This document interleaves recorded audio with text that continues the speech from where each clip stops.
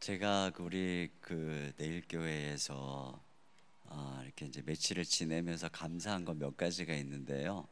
하나는 장로님들도 그렇고 성도님들도 그렇고 담임 목사님을 너무 존경하고 좋아하시는 것 같아요. 그래서 저도 물론 목사님을 존경하고 좋아하지만 너무 마음이 기쁘고 전 너무 좋았어요.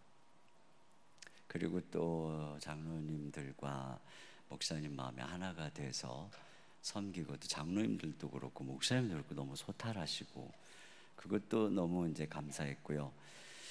또 이제 제가 이렇게 말씀을 전할 때 뭐 때로는 좀 버벅거리기도 하고, 좀 이렇게 목소리도 조용하게 졸리운 목소리로 이렇게 이제 설교하는데 이렇게 다 잘 들어주셔서 이렇게 내일교회가 말씀으로 참 훈련이 잘 돼 있구나, 그것을 이렇게 느끼게 되었어요. 그래서 참 건강한 교회고 참 감사하다는 생각이 들었습니다. 오늘 이제 마지막 시간 같이 좀 나누도록 하겠습니다.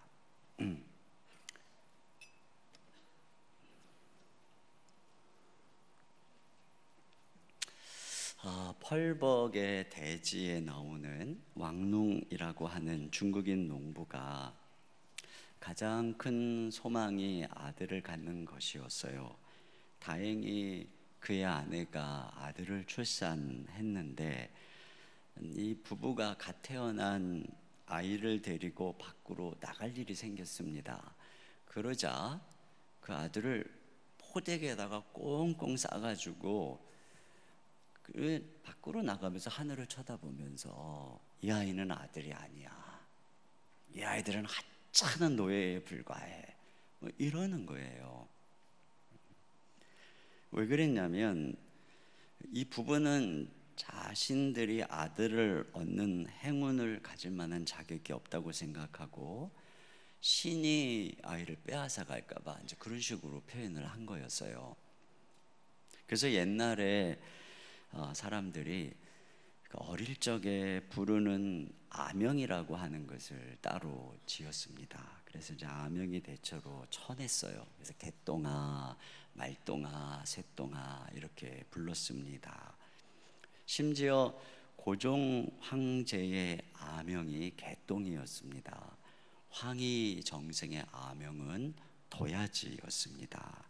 이렇게 한 이유가 무엇이냐면, 그래야 무병장수한다고 믿었던 것이지요. 그리고 아이를 너무 귀하게 여기면 신이 노한다는 생각을 가졌던 거예요. 그래서 신의 질투에 대한 두려움 때문에 귀한 자식일수록 천하게 키우려고 했던 것이죠.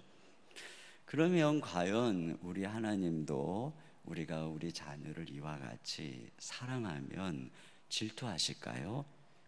오늘 하나님께서 이삭을 아브라함에게 번제로 드려라 하시는 이유가 그런 거였을까요? 여러분, 하나님은 우리가 사랑하지 말아야 할 것을 사랑하면 질투하세요. 세상을 사랑하면 질투하시고, 또 불륜의 사랑을 하면 질투하세요. 돈을 사랑하면 질투하세요. 사랑해서는 안 될 것을 사랑하면 질투하시죠. 근데 우리가 하나님이 사랑하라고 한 대상을 사랑하는 것에 대해서는 어떻겠어요? 주님께서는 아내를 내 몸과 같이, 또는 교회가 주님이 교회를 위해 자신의 몸을 내어준 것 같이 사랑하라고 그랬잖아요. 그렇게 남편이 아내를 사랑하는 거 하나님 어떻게 생각하시겠어요? 저는 아내를 사랑할수록 하나님을 사랑하게 되고, 하나님을 사랑할수록 아내를 사랑하게 되더라고요. 자녀 사랑도 마찬가지죠. 하나님께서는 저보다 제 아내를 더 사랑하고 저보다 저의 아이들을 더 사랑하세요. 그렇기 때문에 하나님이 그렇게 사랑하는 아이들을 저에게 맡기시면서, 얘야, 내가 엄청 사랑하는 나의 보배들이거든, 네가 좀 잘 맡아줄래? 이렇게 맡겨주신 거잖아요. 그러니 제가 하나님이 사랑하는 그 아이들을 사랑할 때 하나님이 질투하실까요? 그럴 리가 없어요. 그러니까 여러분, 내가 우리 자녀를 사랑하면 하나님이 질투할 거다 이렇게 생각하시면서 사랑 안 하는 척 하지 마세요. 오히려 문제는 어디에 있느냐면은 부모들이 자녀들을 사랑 안 하는 척 하는데 애들이 상처를 받는 거예요. 그런데 우리가 그렇게 사랑할 때 하나님께서 한 가지 주목해서 보시는 것이 있어요. 그게 뭐냐면은 네가 사랑하는 그 아들이 누구 거냐 하는 거예요. 네가 사랑하는 남편이 네 거냐 내 종이냐, 네가 사랑하는 아내가 네 거냐 내 여종이냐, 네가 사랑하는 교회가 네 거냐 내 거냐, 네가 사랑하는 그 사업체가 네 거냐 내 거냐. 그러니까 주님께서 딱 예민한 게 바로 이 부분이에요. 그래서 지금 하나님께서 그걸 시험하고 있는 거거든요. 여러분, 이삭이 누구 아들이죠? 아브라함의 아들이죠. 근데요, 이삭은 물론 아브라함이 평생도록 낳고 싶었던 소원이었지만 동시에 하나님의 소원이었어요. 왜냐하면 이제 하나님께서 이삭을 통해서 하늘의 별과 같은 한 민족을 이루겠다고 하셨는데 그건 아브라함의 소원이 아니에요. 아니 100세가 되도록 자식도 없는 할아버지가 무슨 하늘의 별과 같고 땅의 티끌과 같은 민족을 꿈꿔요. 당장에 지금 애도 하나 없는데. 그건 전적으로 하나님의 소원이죠. 그러니까 이삭은 아브라함의 소원이기 이전에 하나님의 소원이에요. 하나님의 꿈을 위해서 태어난 거죠. 그를 아브라함에게 맡긴 거예요. 그런데 2절에 이렇게 나와요. 내 아들, 내 사랑하는 독자. 근데 이게 원문에는 내가 한 번 더 있어요. 그래서 내 아들, 내 사랑하는 내 독자. 그건 내를 3번이나 강조하는 이유는 뭐예요? 너 네 거라고 생각하고 있지. 이거거든요. 내가 너한테 맡겼는데 너 사랑하는 것까지는 좋거든. 근데 그게 좀 도가 지나쳐서 네 거라고 생각하고 있지. 너 사랑이 너무 지나쳐서 집착이 심해서 그 아들을 나의 목적에 맞게 키울지 의심스럽다. 여기에 이제 하나님의 시험이 있어요. 여기 1절에 어떻게 시작을 하냐면은 그 일 후에 이렇게 시작하는데 이게 이제 원문에 보면은 그 일들 후에 복수예요. 나 앞에 이제 2가지 중요한 일이 있습니다. 하나는 이스마엘을 쫓아냈어요. 이거 항상 이제 집안에 이렇게 문제가 생겼던 하갈과 이스마엘을 쫓아내고 가정에 평안이 주어진 다음이고요. 또 하나는 아비멜렉과 화친을 하면서 그 당시에 경제적으로 아주 중요한 우물을 안정적으로 확보한 상황이죠. 그러니까 경제적으로 안정된 상황입니다. 그러니까 가정의 평안이 왔죠. 경제적 평안이 왔어요. 그리고 세월이 지나면서 이삭은 어느덧 16살쯤 되었어요. 자, 그러니까 얼마나 지금 아브라함이 행복하겠어요. 100세에 낳은 아들이 이렇게 무럭무럭 행복하게 자라고 있는 그것을 볼 때 아마 아브라함이 저 행복에 푹 빠져 있을 때예요.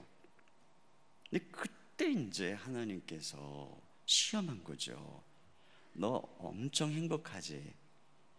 근데 하나님께서 궁금한 게 뭐냐면은 바로 그때에도 이 아들을 하나님 거라고 생각하고 있는지, 이게 이제 하나님이 궁금한 거예요.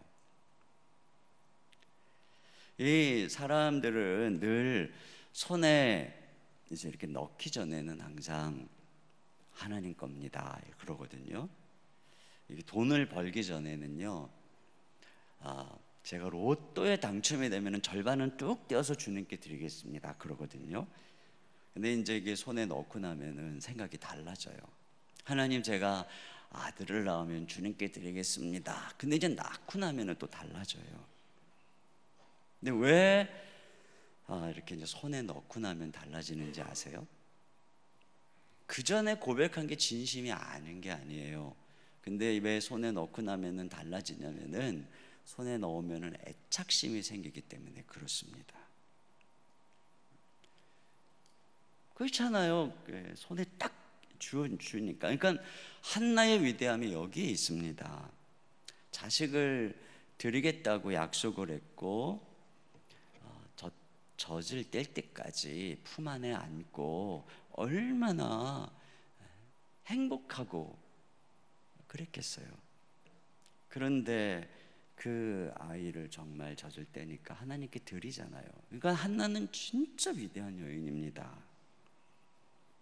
그러니까 지금 아브라함이 이와 같이 이삭을 품에 안고 그 아들이 이제 무럭무럭 자라서 행복한 이때에 그때 이제 시험하는 것입니다.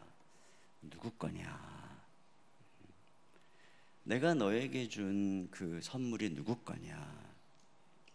내가 너에게 준 그 아들이 누구 거냐? 사업이 막 잘 될 때 내가 너에게 준 이 사업이 누구 거냐? 너 인생이 행복하니? 이제 고생이 끝나고 여행도 하면서 세상을 즐기만 하냐? 너의 인생이 누구 거냐? 너의 시간, 너의 물질, 너의 건강이 누구 거냐? 이게 이제 하나님께서 우리를 시험하는 것입니다. 자, 그러면 이렇게 우리를 시험하는 이 음성이 우리에게 어떤 식으로 들릴까요? 제가 여기서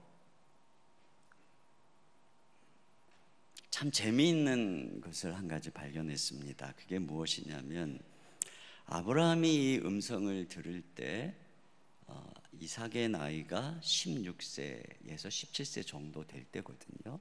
이때 이제 하나님이 아들을 이삭을 바쳐라.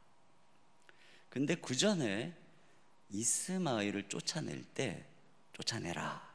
그때도 이스마엘이 한 16세에서 17세 정도쯤이었어요. 참 이상하죠. 왜 그 나이 때만 되면 쫓아내라, 바쳐라 이렇게 말씀하시는 걸까요? 그 제가 이걸 묵상할 때 그때 우리 애들이 그 나이였어요. 근데 그 나이가 어느 때냐면 이제 무시무시한 중2, 중3, 고1, 그러니까 이제 우리나라로 치면 사춘기. 이때가 이제 왜 무섭냐면 아이들이 독립운동을 하기 시작할 때입니다. 이제 내가 엄마 소유 아니에요. 내 인생은 내 거예요. 방에 들어올 때 노크하고 들어오세요.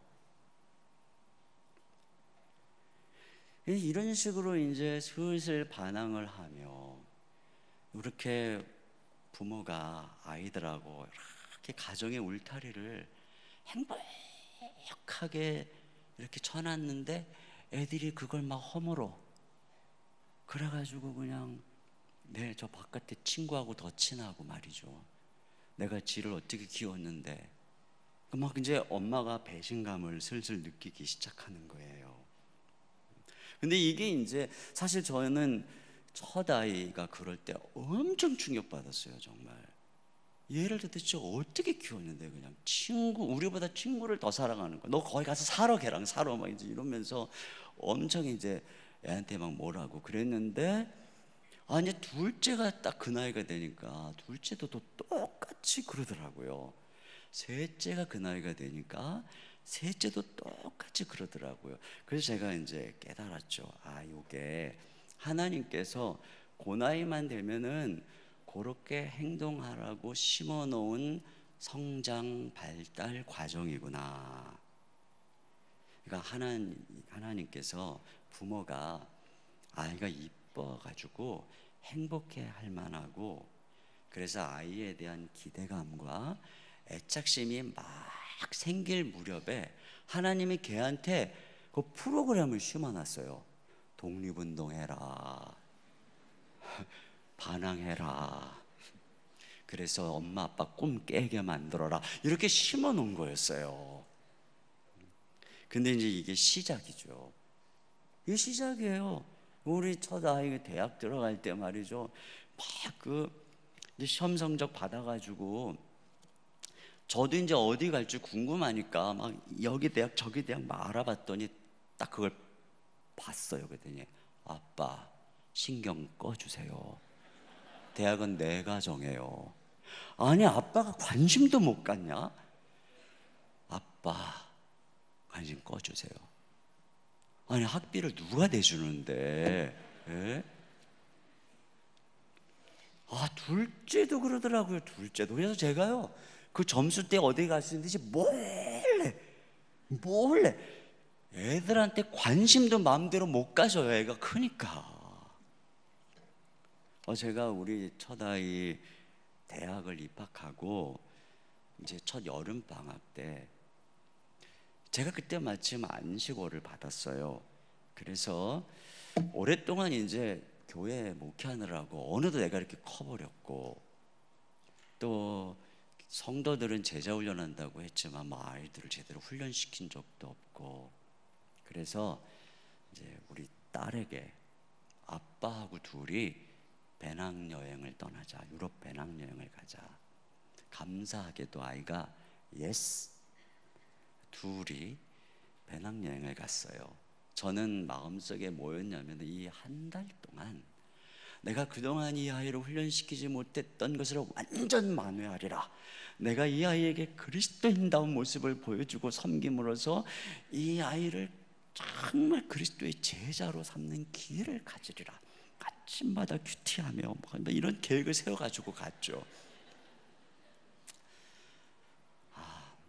모든 계획은 첫날부터 무너졌고 3일이 지나서 내가 왜 얘하고 왔을까? 앞으로 27일이 남았는데 이걸 어떻게 보내나? 아마 같이 여행을 아이들하고 보신 분들은 알 거예요.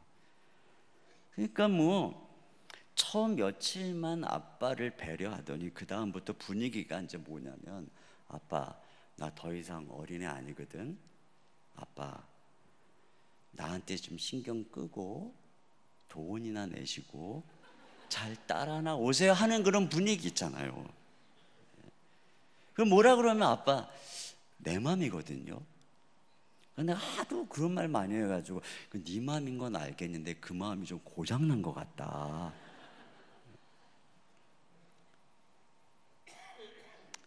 참 저는요 정말 걱정이 뭐냐면 얘가 어느 날 이상한 놈을 데려와가지고 아빠 나 결혼할래 이럴까봐 지금부터 기도하는 거. 하나님 제발 이상한 놈만 안 데려오게 해주세요. 이게 저의 기도 제목이에요. 이러한 모습을 계속 겪으면서 우리 아들은, 딸은 노골적으로 아빠 내 맘이에요. 그런데 우리 아들은 아빠 제가 알아서 해요. 와, 뭐 그냥 이런 독립운동을 통해서 깨닫는 거죠. 아, 자식이 내게 아니었구나. 내 맘대로 할 수 있는 존재가 아니었구나. 사랑조차도, 관심조차도, 배려조차도 내 맘대로 할 수 있는 존재가 아니었구나. 그 아이를 내 뜻대로 해보려고 부모의 뜻대로 내세울 때마다 충돌하고 저항하고 소리 지르고 더 삐딱해지는 아이를 보면서 주님이 물어보시는 거예요. 이런 식으로 너 그 아이가 누구 거냐. 근데 이게요 자녀에게만 이런 프로그램을 심어 놓으신 게 아니었어요. 사업도요 잘 나가서 그 사업을 내 행복의 보장으로 삼으려고 하잖아요. 그러면 그 사업의 반항 프로그램이 작동을 해가지고 갑자기 그냥 사업이 꼬이고 직원들이 반항하고 골치 아픈 문제가 생기고, 그때 물어보시는 거예요. 너 네 거라고 생각하고 있었지? 교회도 그렇더라고요. 제가 교회를 개척하고 아름답게 성장을 하니까 아마 은근 제 마음속에 이제 집착이 생길 때가 있잖아요. 그러면은 반드시 가시가 찌르는 거예요. 골치 아픈 문제가 생기는 거예요. 사실 언젠가 참 그 개척 초기에는 제가 뭐 이렇게 얘기도 했지만 교회가 성장해도 불안하고 문제가 있어도 불안하고 그냥 이렇게 잘 해도 또 언젠가 저분 떠나면 어떡하나 불안하고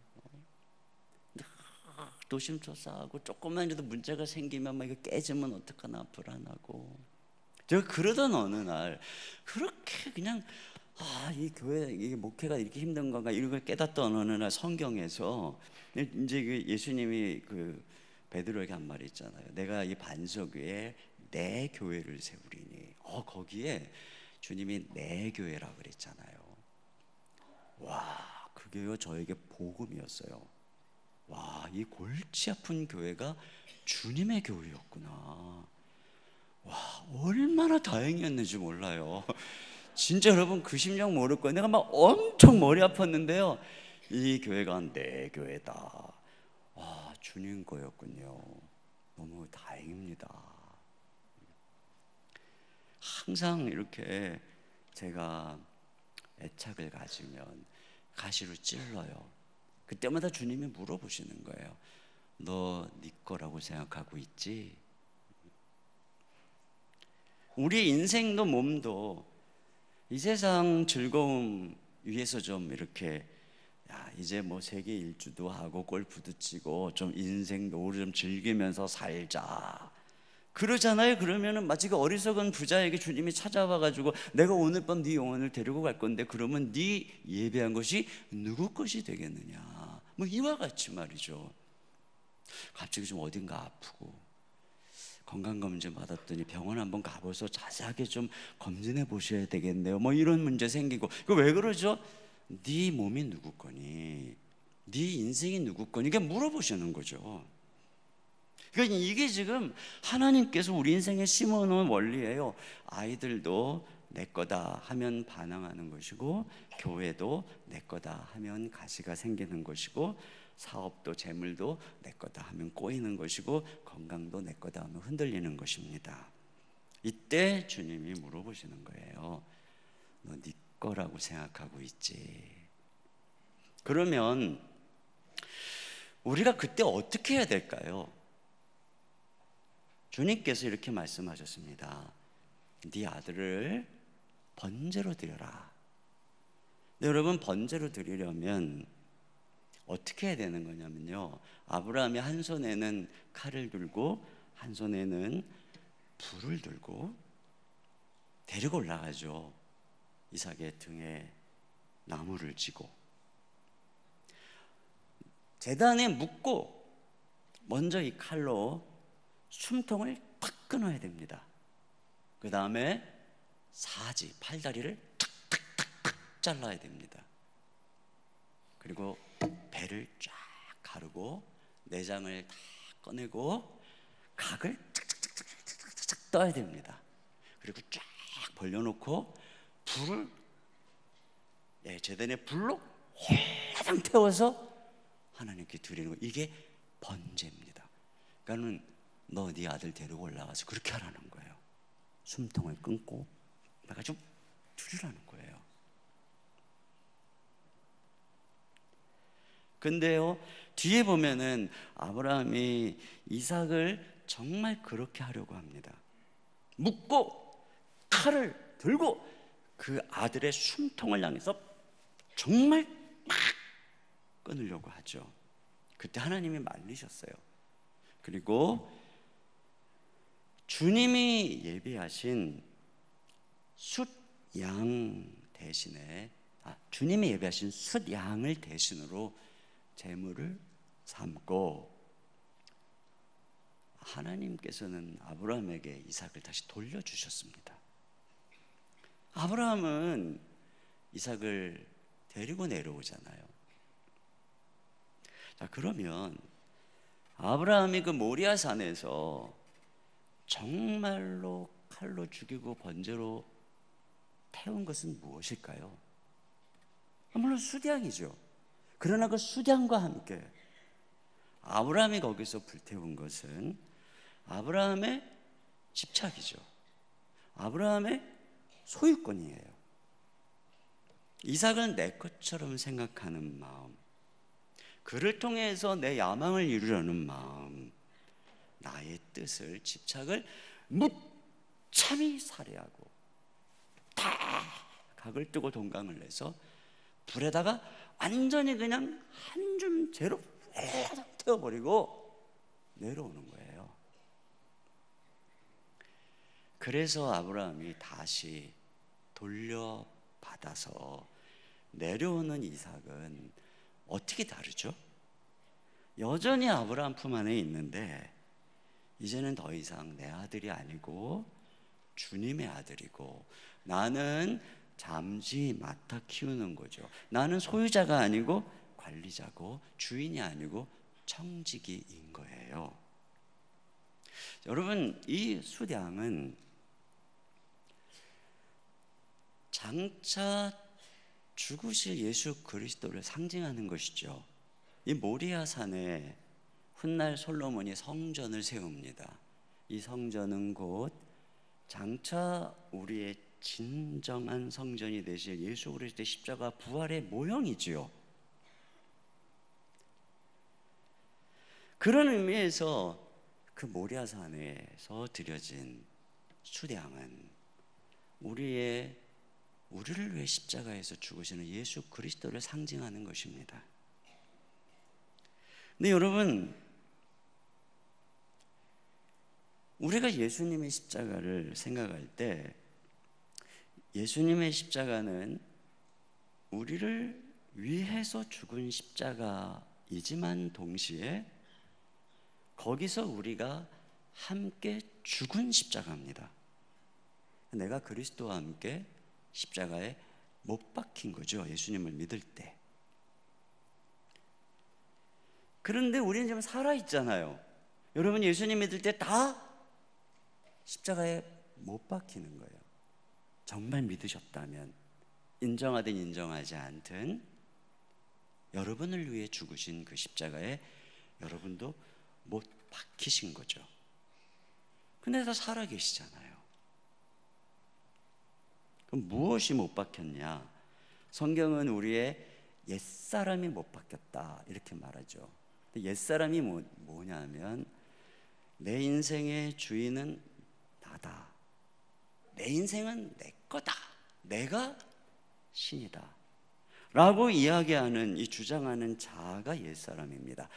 그러니까 옛사람이 죽었다는 것은 이제 나의 소유권이 주님에게로 넘어갔다 이런 뜻이죠. 나는 죽고 예수님이 사신다는 게 그런 의미인 것입니다. 그러므로 여러분, 우리가 예수님을 믿을 때 이런 일이 일어난 거예요. 우리의 소유권이 전이 이전된 것입니다. 마치 아브라함이 모리아산에서 생명처럼 귀한 이삭에 대한 소유권을 불태운 것처럼 우리는 예수 그리스도의 십자가에서 우리의 소유권이 못 박힌 것이죠. 그래서 아브라함이 이삭의 관리자요 청지기가 된 것처럼 이제 우리는 관리자예요, 청지기예요, 종이에요. 우리의 주인은 예수님이죠. 그러면 여러분, 우리가 예수님을 믿는다는 것은 첫째로 예수님이 나를 위해서 십자가에서 죽으신 구세주라고 하는 사실을 믿음과 동시에 그분이 나의 주인이심을, 내 소유권이 그분에게로 넘어간 주인이심을 믿는 거죠. 근데 우리가 예수님을 구세주로는 믿는데 여전히 내 인생은 내 거예요, 예수님이 내 주인 아니에요 하는 사람은 구원받는 믿음을 가진 게 아니에요.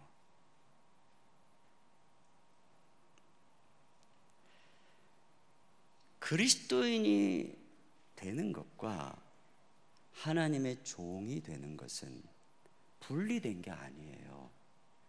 예수님을 믿는다는 것 자체는 예수님이 나를 위해서 죽으셨다는 사실을, 구세주님을 믿음과 동시에 그 예수님이, 내가 그 예수님과 함께 죽었고 거기서 나의 옛사람 소유권이 못 바뀌었고 이제는 내가 사는 것이 아니라 예수 그리스도가 주인이 된 존재. 그래서 예수님이 나의 주인이 되는 것이죠.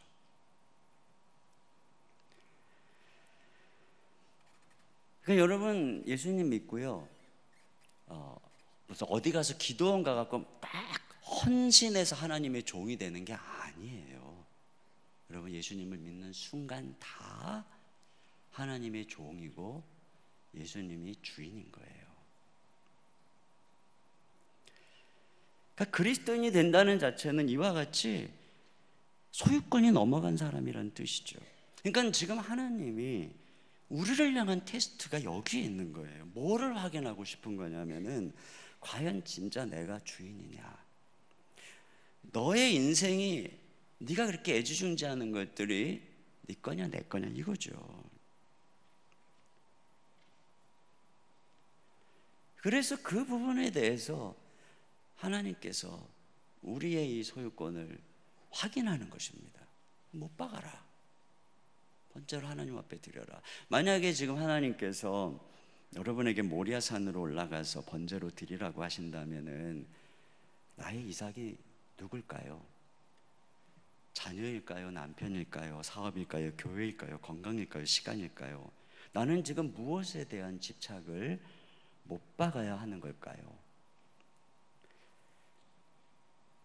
이게 이제 우리의 신앙생활의 중요한 단면입니다. 제가 제자훈련을 할 때였어요. 어느 여집사님이 이제 우리 돌아가면서 이제 나누다 보면 서로 이제 남편 얘기도 하고 그러는데 그냥 이렇게 첫날부터 남편에 대한 불만이 많은 거예요. 두 번째 모임할 때도 또 우리 남편이 어떠고 저떠고 막 이제 불평을 얘기하는 거예요. 먼저 뭐 다 그러니까. 근데 이제 제가 의아하게 생각한 게 뭐냐면 제가 그 남편을 잘 알거든요. 그 바로 전해에 제가 제자 훈련을 했기 때문에 그 남편을 알아요. 내가 생각할 때 저 부인이 그렇게까지 불평을 할 뿐은 아닌데 내가 보는 거하고 또 사는 건 틀린가 보다. 이렇게 이제 생각을 했어요. 근데 세월이 지나가도 계속 그러는 거예요. 몇 달이 지나갔는데도 그냥 입만 열면 우리 남편 좋고. 그래서 제가 그날 작정을 하고 그 집사님한테 물었어요. 집사님, 내가 알기로 집사님 남편은 내가 제자훈련을 해봐서 알잖아요. 근데 집사님이 그렇게 말하는 것처럼 이렇게 형편없는 남편은 아닌 것 같은데 어떻게 생각하세요? 그랬더니 맞대요.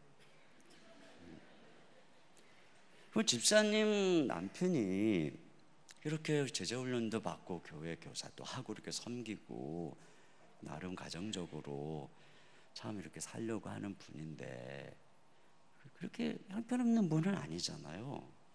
끄덕끄덕 거리더라고요. 그래서 내가 집사님 한번 내가 물어보고 싶은데 집사님 남편하고 집사님 말고 다른 여자가 살아도 집사님처럼 그렇게 불평을 할까요? 그랬더니 갑자기 눈이 동그래져가지고 저 목사님이 좀 뭐라 그러는 거야. 집사님 아버지가 너무나 자상해가지고 집사님 어릴 때 그렇게 사랑해주고 어머니에게 잘하고 굉장히 가정적이었죠. 그러니까 집사님은 그 아버지에 대한 기대가 있어서 남편에게 그렇게 해주기를 요구하는 거잖아요. 그런데 남편이 그 기대를 못 채워주니까 그 집사님이 괜찮은 분인데 집사님은 그렇게 그냥 천하의 무슨 나쁜 남편인 것처럼 그렇게 불평하는 거 아니에요? 가만히 있더라고요. 집사님, 우리가 제자 훈련을 받고 하나님 앞에서 기도한다는 게 뭐죠? 내가 무슨 훈련을 받는 거죠? 집사님의 남편이 내 기대대로 바뀌기를 원하는 거, 그게 하나님이 하시는 일이 아니면 남편이 있는 모습 그대로 받아들이지 못하는 내 기대, 내 집착, 이걸 십자가에 못 박는 거, 이게 제자훈련이에요. 어떤 게 제자훈련이에요? 우리가 성숙해 간다는 게 뭐예요, 집사님? 내가 예수님을 믿어서 다른 사람을 다 내 원하는 대로 바꾸는 게 아니잖아요. 왜? 집사님의 그 기대를 버리지 못하고 그 훌륭한 남편을 왜 그렇게 만드냐고. 내가 그랬다니까요, 따끔하게. 그랬더니 좀 그 다음부터는 절대 그냥 그러질 않더라고요. 제가요, 우리 교회에서 가끔 이제 하는 말이 있어요. 여집사님들에게, 특별히 새벽기도 열심히 나가는 여집사님들에게 제발 새벽기도 나가서 남편 변화시켜 주십시오라고 기도 좀 하지 말라고. 입장 바꿔놓고 누가 새벽마다 나가서 당신 바꿔 변화시켜 달라고 기도하면 기분이 좋겠냐고. 네?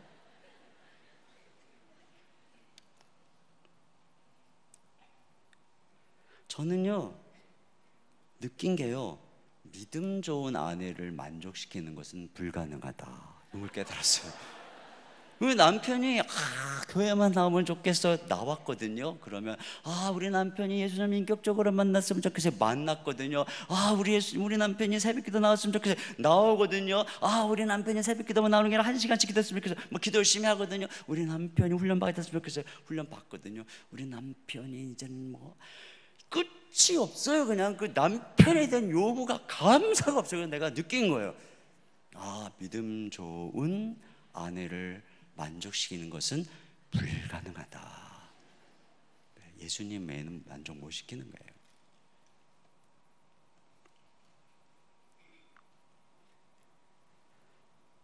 그러니까 교회 가가지고요, 새벽에 남편 변화시켜 쭉 이렇게 기도를 하고 쭉 우리 아들 변화시켜 기도하고 집에 갔는데 안 변했잖아. 그러니까 어때요? 짜증이 나는 거예요. 그러니까 엄마가 교회만 갔다 오면 짜증을 내고 막 싸나워지는 거예요. 우리 아들 게임 안 하게 해주십시오 하고 딱 집에 가서 보니까 애가 게임하고 있어요. 화가 나고 뒤통수를 딱 때리니까 애가 말이죠, 와, 우리 엄마 교회만 갔다 오면 마귀 할멈이 되는 거, 교회는 다닐 곳이 못 돼, 이렇게 생각하는 거 아니에요. 근데 새벽에 교회 가서 하나님, 우리 아들을 있는 모습 그대로 받아들이지 못하는 나의 이 집착과 나의 이 기대를 못 받게 해주시고 우리 아들이 있는 모습 그대로 받아들일 수 있게 해주세요. 사랑하게 해주세요. 이렇게 기도를 하면 집에 가보세요. 게임하고 있는 애가 뒤통수가 이쁜 거예요. 그러니까 가가지고 야, 너 힘들겠다, 그리고 어깨도 주물러주고 이 간식도 갖다 주고, 그럼 애가 게임을 하다가 우리 엄마가 좀 이상해졌다, 그 교회가 괜찮은 곳이네, 나도 한번 교회 가볼까, 이렇게 되는 거잖아요.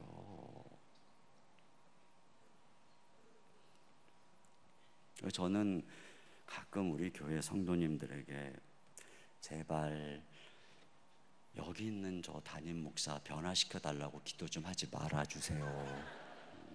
그냥 있는 모습 그대로 좀 받으시면 되지 뭘 그렇게 변화되기를 원하세요. 그리고 제발 무슨 뭐 우리 담임 목사님 한국교회에 뭐 귀하게 이 시대에 쓰시는 존나 무거워가지고 감당을 못하니까 제발 그런 기도 좀 하지 마세요. 내가 그럽니다. 제발. 무슨 한국교회지, 우리가도 책임 못 져갖고 힘들어 죽겠는데. 네?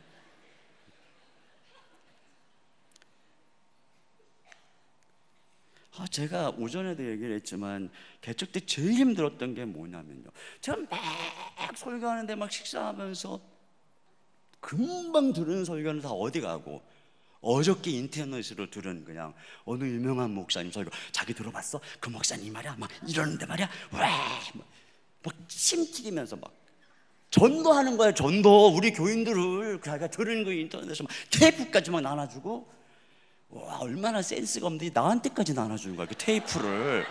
네? 진짜 정말 내가 그때 받은 상처가 아직도 남아있어서 그러는 거예요. 남아있어서.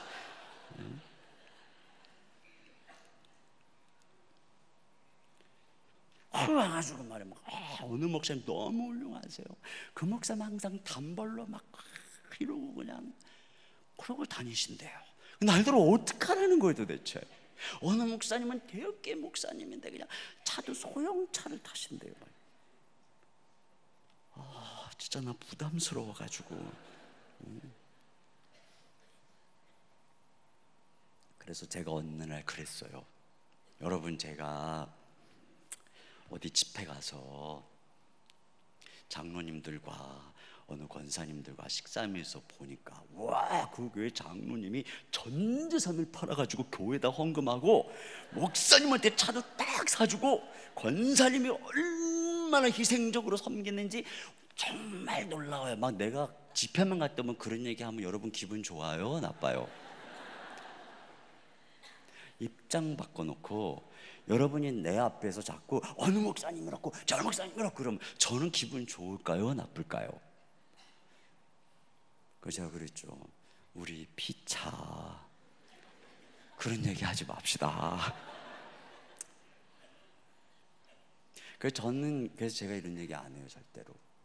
전 절대로 우리 교회 가서 다 좋은, 어디 갔더니 우리 교인이 최고더라, 전 이렇게 얘기하지. 아무리 이렇게 아름다운 교회를 와서도 절대로 당신들 왜 그러니까 전 이런 얘기 절대 안 해요. 다 부메랑으로 날라오거든요. 절대 안 해요 그런 얘기. 이건 내 마음대로 하려고 하는 거, 내 기준대로 되어야 되는 거, 이게 죄성이잖아요. 누가 종이냐 아니냐 이게 뭐예요? 한 가지뿐이죠. 얼마나 내 생각을 죽이냐, 얼마나 내 고집을 죽이냐. 교회가 행복하고 평안한 비결은 한 가지밖에 없어요. 다 종이 되는 거예요. 다 종이 되는 거예요. 이렇게 소유권을 내려놓으면, 집착을 내려놓으면 어떻게 될까요? 이렇게 집착과 소유권을 불살라버린, 수대함과 함께 불살라버린 아브라함에게 주님이 이렇게 말씀하세요. 22장 16절로 18절 제가 읽어드릴 테니까 한번 귀를 기울여서 들어보세요. 이르시되 여호와께서 이르시기를 내가 나를 가리켜 맹세하노니 내가 이같이 행하여 내 아들 내 독자도 아끼지 아니하였은즉 내가 네게 큰 복을 주고 내 씨가 크게 번성하여 하늘의 별과 같고 바닷가의 모래와 같게 하리니 내 씨가 그 대적의 성문을 차지하리라. 또 내 씨로 말미암아 천하 만민이 복을 받으리니 이는 네가 나의 말을 준행하였음이니라 하셨다 하니라. 여기 보면요, 내 씨라는 말이 귀에 들리셨죠? 3번 나와요. 3번이나 네 거라는 거죠. 네 거 돌려주시는 거예요. 그러면서 내가 복을 주겠다는 거예요. 제가 이 말씀을 묵상하다가 생각난 것이, 여러분도 아마 읽으셨는지 모르겠지만 파인애플 이야기라고 하는 책입니다. 어느 선교사님이 선교지에서 이제 파인애플이 먹고 싶으니까 파인애플 나무를 심었어요. 원주민들을 고용해서 임금을 줘가면서 파인애플을 이제 밭을 가꾸었어요. 이제 세월이 지났고 열매가 맺을 때가 돼서 얼마나 맛있을까 하고 파인애플 밭을 가봤거든요. 다 따간 거예요.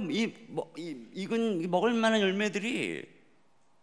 보니까 원주민들이 따간 거예요. 그래서 불렀어요. 너네 이거 왜 따갔냐 그랬더니 우리가 키웠으니까 우리 거잖아요. 무슨 소리야, 내가 너희들에게 임금을 줬는데 이거는 내 거야. 말 안 듣는 거예요. 계속 따가는 거예요. 화가 나니까 철조망을 쳐서 철조망 넘어서 따가는 거예요. 개를 풀어서 지켰어요. 그랬더니 급기야는 그들이 교회도 안 오는 거예요. 성교문이 닫혀버렸어요. 어떻게 해야 될 바를 모르는 선교사님이 파인애플 밭에 무릎을 꿇었어요. 그리고 기도를 했죠. 뭐라고 기도를 했느냐면은, 하나님, 제가 이 파인애플 밭을 하나님께 드립니다. 드렸어요. 그리고 다시 원주민들을 고용해서 가꿨죠. 다시 열매가 맺히는데 아니나 다를까 따가는 거예요. 근데 선교사님이 가만히 있는 거예요. 원주민들이 이상하죠. 아니, 우리가 이렇게 따가는데 왜 가만히 있지? 찾아왔어요. 선교사님, 왜 우리가 이거 따가는데 가만히 계세요? 선교사님 착해지신 거예요? 선교사님 드디어 그리스도인이 되신 거예요? 그러니까 선교사님이 뭐라 그랬냐면은, 이 밭은 제게 아닙니다. 선교사님께 아니라고요? 그럼 우리가 누구 걸 도둑질하고 있는 거죠? 제가 이 밭을 하나님께 드렸습니다. 하나님께 드렸다고요? 그럼 우리가 지금 하나님 걸 도둑질하고 있는 거군요. 선교사님, 이걸 하나님께 드리면 어떡합니까? 그래서 우리 아이들이 아팠던 거군요. 그래서 우리 동물들이, 가축들이 낙태를 했던 거군요. 그래서 우리 아내들이 유산을 했던 거군요. 이걸 그러면 안 되죠. 그리고 돌아가더니만요, 한 사람도 훔쳐가지 않는 거예요. 그래가지고 선교사님이 그 해에 그 탐스러운 파인애플 열매를 먹고 그걸 따서 나누어주고, 그래가지고 파인애플도 먹고 선교도 되고 그랬다는 거예요. 여러분, 내가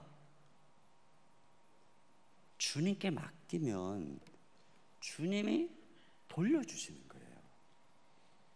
지켜주시는 거예요. 근데 자녀를 내 거라고 열심히 키워보세요. 잘난 아들은 국가의 아들, 돈 잘 버는 아들은 사돈의 아들, 빚진 아들은 내 아들.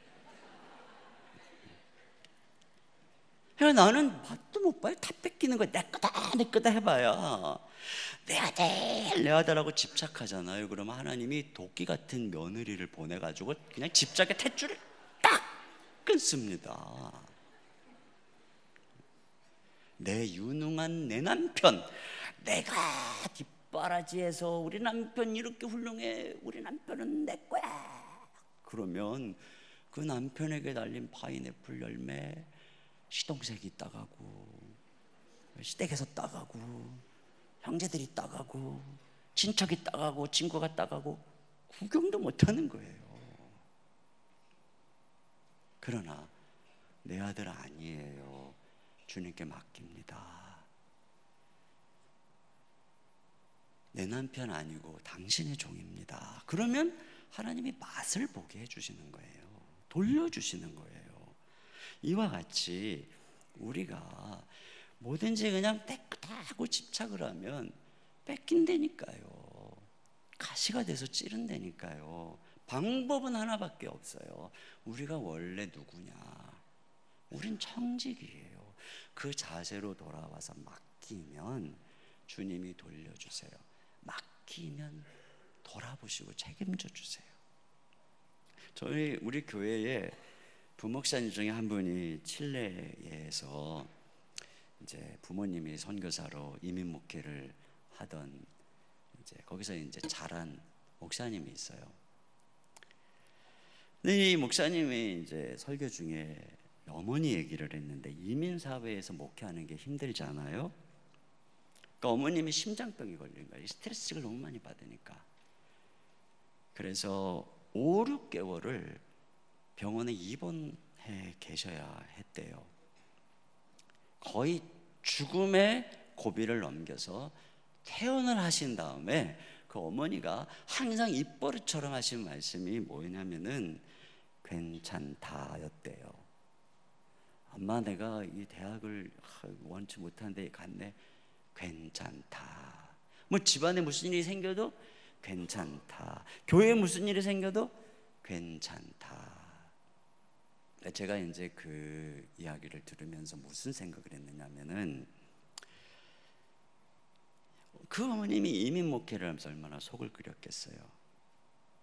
이렇게 돼야 되고 저렇게 돼야 되고, 자기가 가지고 있는 기대에 집착에 미치지 못하는 것 때문에 얼마나 스트레스를 받았겠어요. 그러다가 심장병이 걸렸고 죽을 뻔하다 6개월 만에 퇴원을 한 거죠.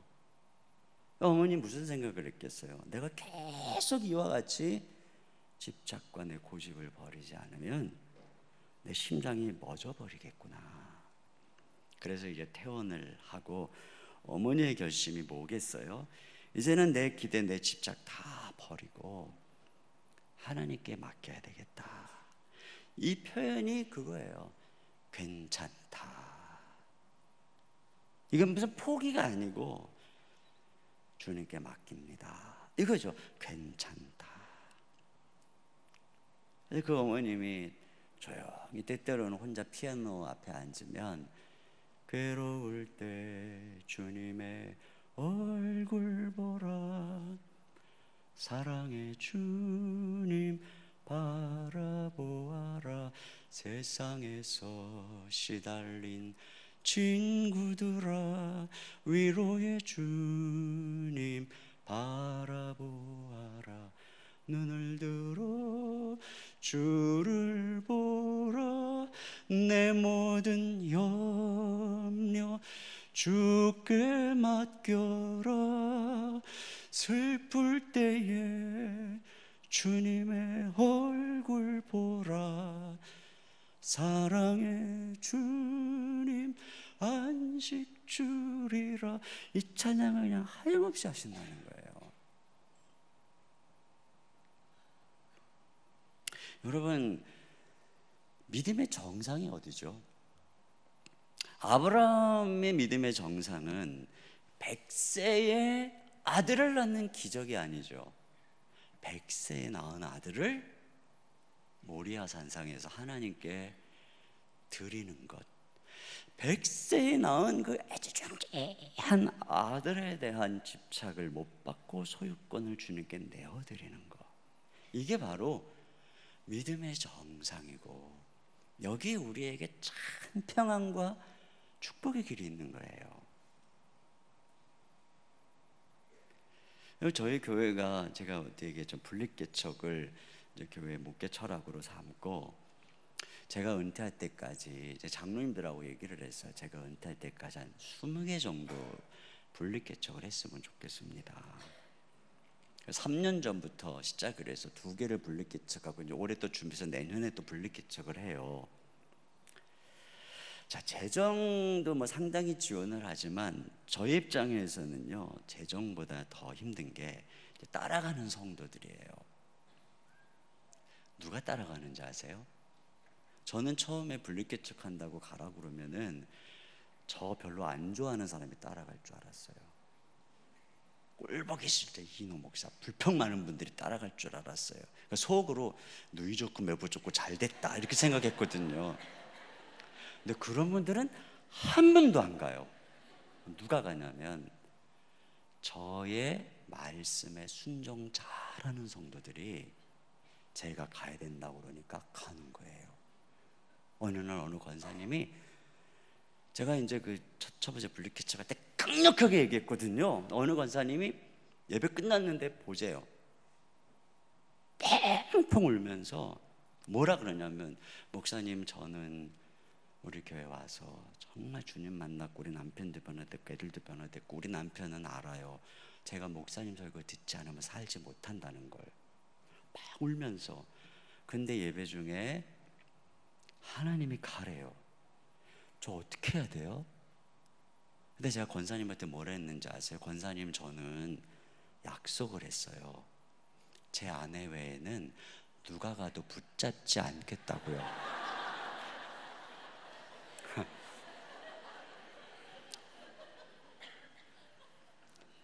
가셨어요.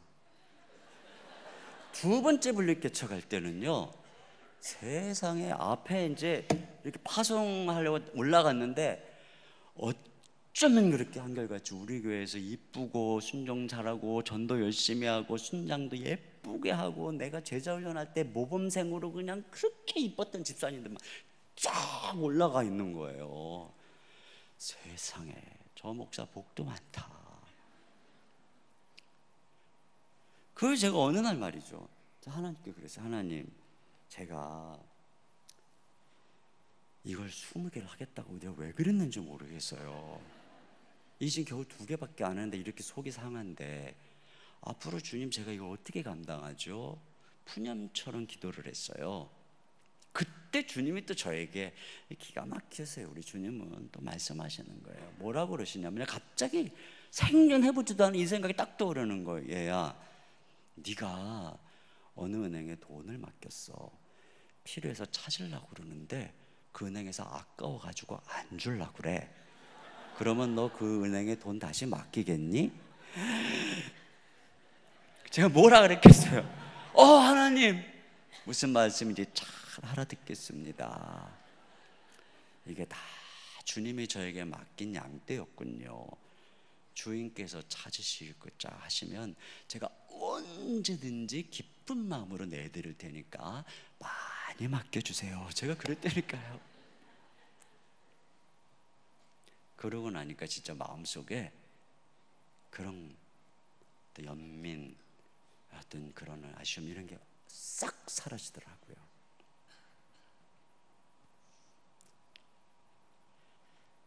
우리 주님이 끊임없이 확인하고 싶은 게 이것 아니겠어요? 그러면 하나님께서 오히려 놀랍게 우리를 사용해 주시고 우리를 통해 일하시는 거죠. 자, 결국은요, 여기서 제가 한 가지 말씀드리면, 아브라함이 정말 이삭의 숨통을 딱 끊고 집착을 끊어버리고 소유권을 완전히 불태우려고 칼을 딱 꽂으려고 그럴 때 하나님이 주의 천사를 통해서 이렇게 말씀하셨어요. 내가 이제야 네가 하나님을 경외하는 줄 아노라. 여기서 우리는 하나님을 경외한다는 의미를 알게 됩니다. 그게 뭐죠? 아브라함처럼 하나님 명령에 순종해서 내 소유권 집착을 불태우고 주님의 주권을 인정하며 순종할 줄 아는 것, 이게 경외인 거예요. 성경을 보면은 언제나 경외는 명령에 순종하는 태도와 연결되어 있어요. 그러니까 경외는 뭐냐? 종으로서 주인에게 순종하는 태도를 말하는 것이지요. 경외란 주님을 나의 주인으로 인정하는 태도입니다. 그러므로 첫째, 경외하는 믿음이 진정한 믿음의 표시인 거예요. 경외하는 이 믿음이 당신이 참 믿음을 가지고 있다는 증거인 거예요. 예수님을 구세주로만 믿으며 동시에 그분을 나의 주인으로 인정하지 않는 사람은 절대로 경외하는 믿음을 가질 수 없어요.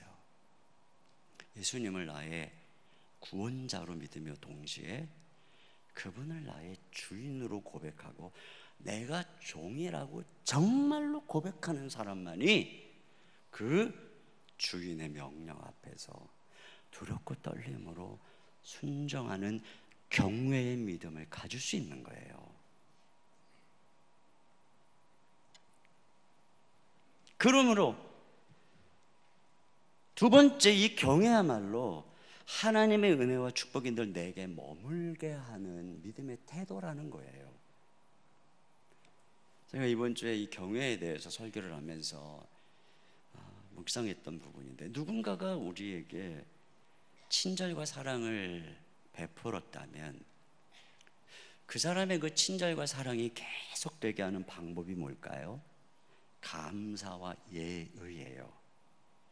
근데 가끔 잘해주면 막 하는 사람이 있어요. 그러면 다시는 그 사람에게 잘해주고 싶지 않아요.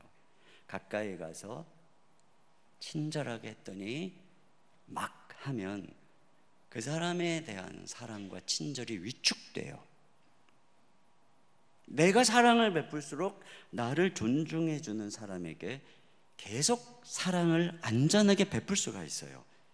마찬가지죠.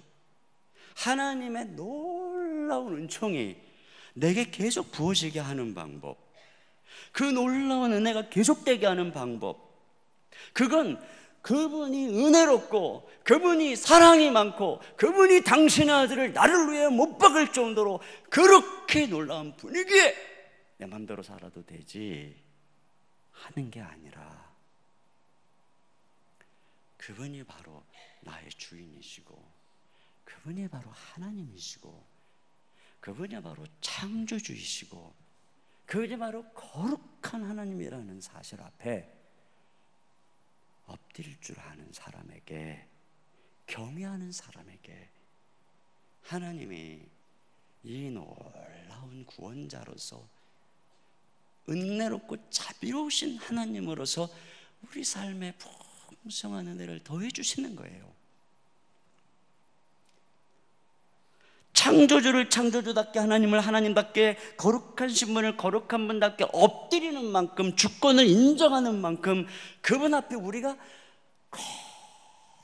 거룩하게 우리 자신을 드려 그분을 영접하는 만큼 하나님은 우리 안에 온전히 거하셔서 당신의 영광을, 당신의 자비를, 당신의 무한한 은혜를 나타내 보여주시는 거죠.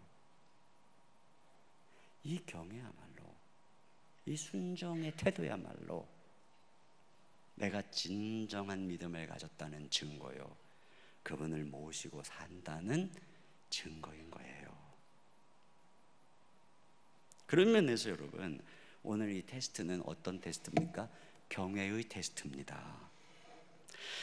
아브라함이 하나님을 얼마나 경외하며 그분을 주로 자기를 그렇게 선대하고, 아브라함도 이신칭의로 구원받은 사람이잖아요. 믿음으로 흡담을 받고 그가 부족함에도 불구하고 그를, 이런 것이 없는 그를 삭스를 주며 아브라함을 놀랍게 축복하신 하나님, 그러나 그 하나님을 무시하지 않고 얼마나 그 하나님을 경외하고 무릎을 꿇는 진정한 믿음을 가졌는가, 테스트죠.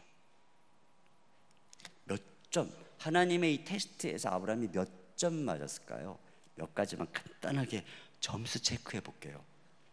3절에 하나님이 모리아산에 드리라 그랬더니 아브라함이 아침에 일찍 일어나, 정말 아브라함은 불가사의한 사람이에요.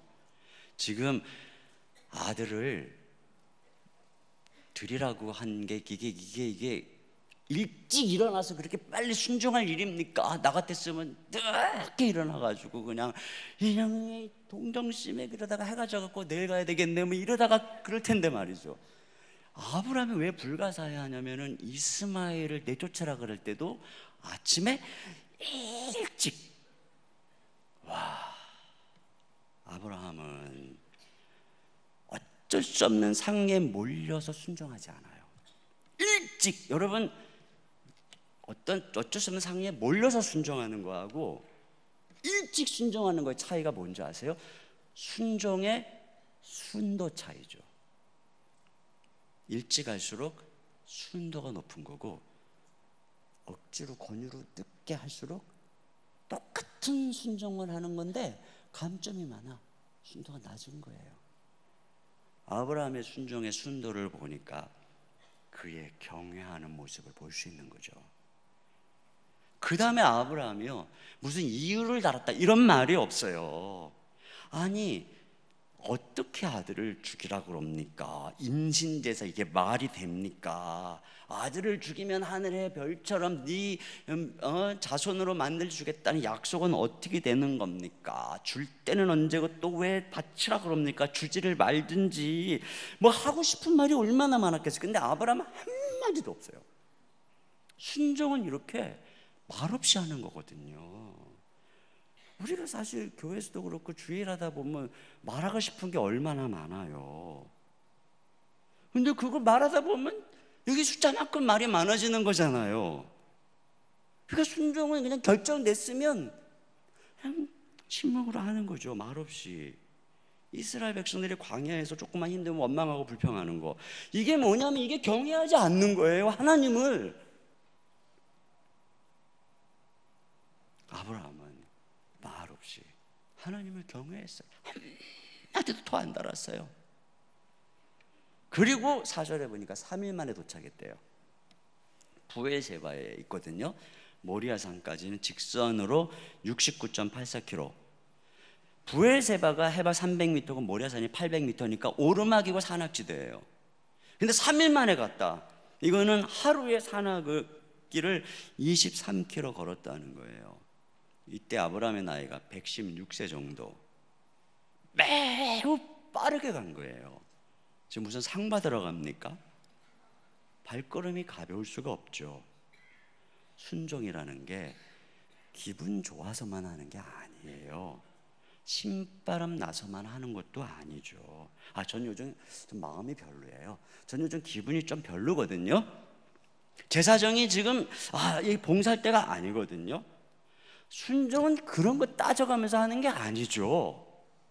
괴롭고 화나고 억울하고, 그럼에도 불구하고 그분이 주인이니까, 난 종이고 내 삶, 시간, 모든 건 청직이니까 경외하는 마음으로, 이게 순종이죠.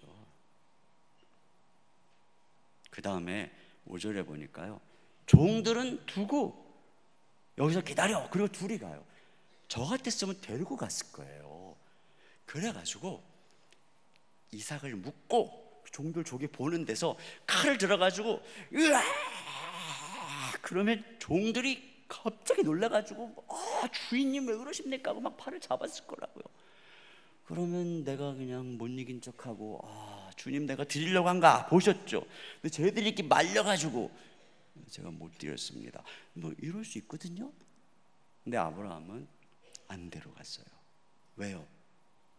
그는 순종하는 척 하는 게 아니었어요. 헌신하는 척 하는 게 아니었어요. 진짜로 그렇게 하려고 했던 거죠. 100% 순도의 순종. 그는 정말로 하나님을 경외했던 거예요. 그에게는 정말로 하나님이 하나님이셨고 주인이었고 창조주였어요. 무에서 유를 만들고 죽은 자를 살리시는 하나님이셨어요. 정말로 아브라함은 그분을 믿었어요. 그분을 경외했어요. 하나님을 하나님으로. 그러기 때문에 모든 인간의 핑계, 모든 것들을 내려놓고 경외했어요. 자기의 그 소중한 아들을 드릴 정도로. 이게 진짜 믿음이라는 것입니다. 우리가 여기서 자라가야 돼요. 여기서 우리 자녀들이요, 귀엽게 자라잖아요. 군대 갔다 오면 아빠를 존경할 줄 알고, 아빠를 섬길 줄 알고, 부모를 공경할 줄 알죠. 그러면 부모님이 이제 이놈 장가 가도 되겠구나, 이제 이놈한테 내 사업을 물려줘야 되겠구나, 그러죠. 하나님도 똑같아요. 맨날 어리광 피우는 게 아니라 하나님께 순종할 줄 알고, 그분을 경외할 줄 알고, 그분을 정말 하나님으로 섬길 줄 알고, 나는 종이고 당신은 주인입니다, 이런 모습으로 자라가기 시작할 때, 우리가 정말 그분을 경외하기 시작할 때, 하나님이 오늘 이 아브라함을 축복했던 것처럼 네가 정말 하나님을 경외하는 줄 알았도다. 그래서 내가 이렇게 내가 너의 자손에게 복을 주고 내가 너를 통해 이런 놀라운 일을 하겠다. 예수님께서 우리에게 보여주신 것이 무엇입니까? 철저하게 하나님 말씀에 순종하는 거였습니다. 그렇기 때문에 하나님 아버지께서 예수님을 홀로 내버려 두지 않고 항상 함께 하셨고, 예수님은 어느 정도까지 순종했습니까? 죽기까지 복종했습니다. 경외하였기 때문에. 그래서 하나님께서는 예수 그리스도를 높이 세우신 것입니다. 이게 진짜 주님이 우리에게 보여주는 믿음인 것입니다. 우리가 정말 예수를 우리의 주로 섬기고 있다면, 우리가 지난 동안 살펴보았던 이 은혜로운 하나님, 이 사랑의 하나님, 나를 이렇게 무조건적으로 선택해서 내가 너를 사랑해라고 말씀하시며 이 죄 있는 나를 편을 들어주시며 이 부족한 나의 손을 붙잡아 주시고 사랑하시는 그 하나님, 그 하나님을 경외하는 거예요. 그 하나님을 이용하고 사랑하기 때문에 내 마음대로 행동하고, 그게 아니에요. 그건 진짜 믿음이 아니에요. 하나님을 경외하는, 그래서 순종하는, 내 모든 집착과 내 모든 소유권을 날마다 못 박는 이 신앙생활을 통해서 여러분 모두 하나님의 축복이 가득하시기를 주님의 이름으로 축원합니다. 잠깐 눈을 감으시죠. 그리고 잠깐 한번 생각 정리 한번 했으면 좋겠어요. 지금 주님께서 여러분에게 모리아산으로 올라가서 번제로 드리라고 하는 대상은 무엇인가요? 여러분의 사랑하는 독자 이삭은 누구입니까? 하나님 대신 거기서 행복을 얻으려고 하고 의지하는 우상, 집착하는 게 뭘까요? 내 뜻대로 안 돼서 근심하고 괴로워하는 게 뭘까요?